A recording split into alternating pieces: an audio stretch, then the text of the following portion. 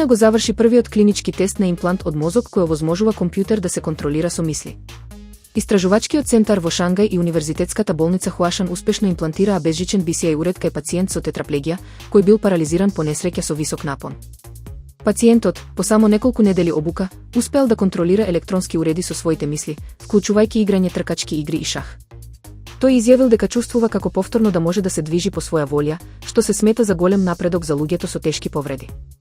Кинескиот BCI уред е со големина на паричка и се имплантира со минимално инвазивна процедура. Новиот дизајн го решава проблемот на традиционалните импланти кои бараат пробивање на черепот, наместо тоа бара само мала дупка и вдлабнатина над моторниот кортекс.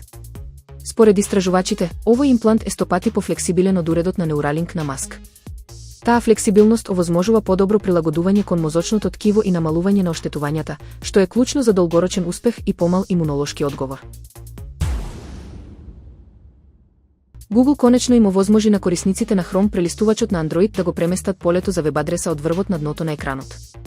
Оваа функција, која со години ја бараа многумина, ќе биде достапна за сите преку постепено ажурирање за да се избегнат можни грешки. Иако изгледа како мала промена, за корисниците со поголеми телефони и помали дланки ова значи значително полесно и поудобно користење. Наместо постојано да се растегнуваат за да го допрат врвот на екранот, сега адресната лента е поблиску до палецот.